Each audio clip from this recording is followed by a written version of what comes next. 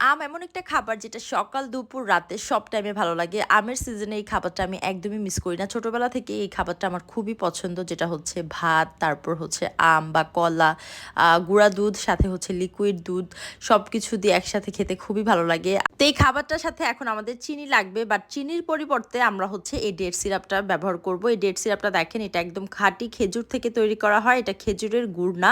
এখানে কোনো ধরনের চিনি বা গুড় ফ্লেভার কিছু ইউজ করা হয়নি। 100% খেজুর দিয়ে এটা বানানো।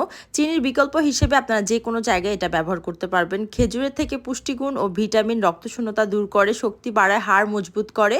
1 বছরের ঊর্ধ্বে সকলেই খেতে পারবে। দুধ, মিল্কশেক, কফি, পাউরুটি, চিড়ার সাথে সবথেকে বেশি মজা লাগে।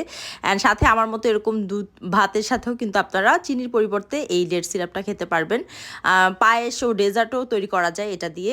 এত মজা এটা, এত সুন্দর আপনারা হচ্ছে খেজুরের একটা ফ্লেভার পাবেন। এত ভালো লাগছে আমার কাছে এটা আমি আবার অর্ডার করব। এটা আপনারা পেয়ে যাবেন সাহারা ফুডস পেজে। তাদের পেজটার উপর ট্যাগ করা আছে, স্ক্রিনে হোয়াটসঅ্যাপ নাম্বার দেওয়া আছে। যে কোনো ডেজার্ট বা চিনির পরিবর্তে আপনারা হচ্ছে এই ডেট সিরাপটা খেতে পারেন। একবার হলে অর্ডার করবেন, অর্ডার করে জানাবেন আপনাদের কাছে কেমন লাগছে।